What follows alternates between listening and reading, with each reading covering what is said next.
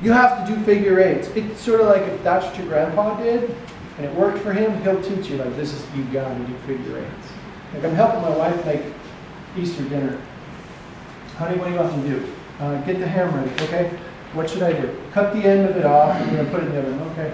Why am I cutting the end off? She's like, because that's how Grandma does it. Okay. Why did Grandma cut the end of the ham off? She said, I don't know. Why don't you go ask her? Grandma, why do you cut the end of the ham off? And she said, well, we just had a little oven with a little pan. Okay. So if you need to do figure eights, that's cool. I'm telling you, it doesn't matter. I'm cutting in both directions. You can count.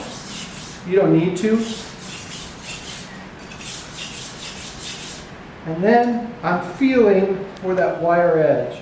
I'm not done with this stone until I can feel that.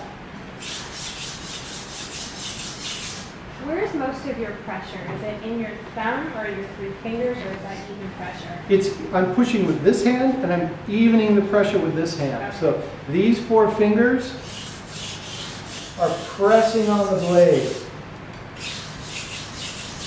And again, this is worst case scenario. So as soon as I can feel that wire edge, and it generally shows up here first, here last, and here last. So sometimes you might need to spend a little bit more time on the tip. You get the grit up so you can kind of feel it.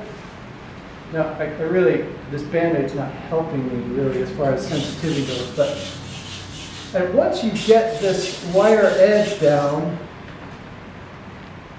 you're done. You've set the geometry up. Most of the heavy lifting is done. This second stone, this 1000 grit, all it's doing is polishing those 2 surfaces. Now, you know, we've got 400 grit teeth on the edge of the knife. Plus, we have this wire edge. So the wire edge is kind of like if you have to file your nails. In a nail file, it's going to find in the coarse side. The coarse side, you're going to get your gross geometry, that thing right. You flip to the fine side, there's a little bit of nail that sort of flips back and forth. That's what a wire edge looks like on a knife. It's this little bit of material that we kind of need to get rid of. So, just so you know, still won't push cut. It will slide cut because we've got teeth. We have a little microsaw. And if you look at the quality of this cut, you'll see little fibers sticking out of the paper. Because it's not a razor blade, it's a little saw and it's tearing the paper apart. So I don't want that. I'm going to go to my 1000 grit stone. Remember, this is where I start at home. Because I don't let people rub it over cast iron. Right. I'll lend you a 4-year-old.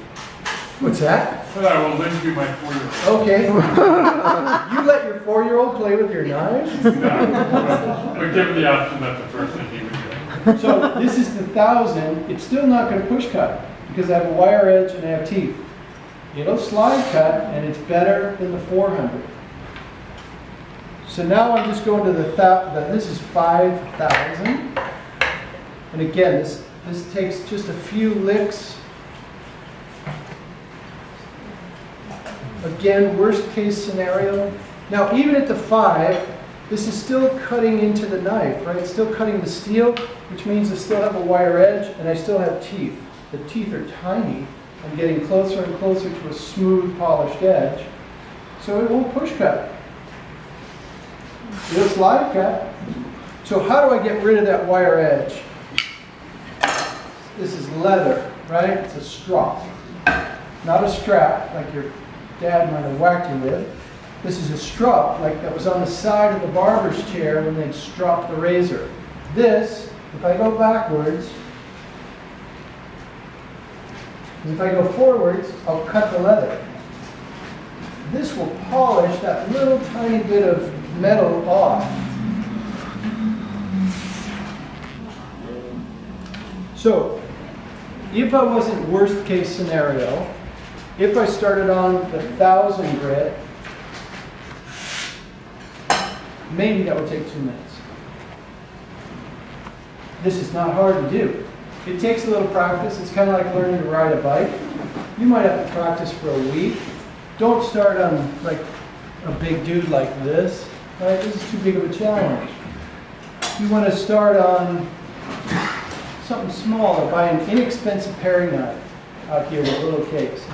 Take it home, cut some paper so you have that sense memory like, all right, that cuts like that. Then take your cast iron, destroy the edge. Then you go to your coarse stone, sharpen until you can feel that burr, that wire edge. That's absolutely key. Once you feel the wire edge, the secondary stone, tertiary stone, and stropping. Now you can skip secondary, tertiary stone. You can't skip the stropping. This makes a big, big difference. And I'll show you how. Let's say you just have one stone. You have one 400 grit stone. So this is a coarse stone. Now I'm kind of ruining a perfectly good edge. So I'm going on a 400 grit stone. The wire edge is going to show up really quickly, right? Because I've already got the geometry.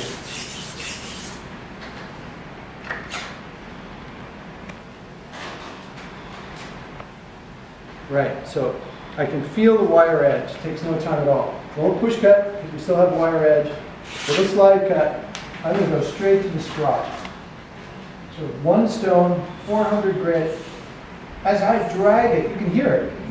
You can hear the teeth, and you can see the pattern being left. There's proof that I have teeth on the edge of the knife. I see those striations. But with about 8 pounds of pressure, I can polish that wire edge off. There's no abrasive on this piece of leather, just a piece of leather. It's not a great push cut because I still have teeth. The wire's gone, it'll push cut. So if you do one stone, leather strop, it'll grab that uneven skin. It'll cut easily. It's that simple.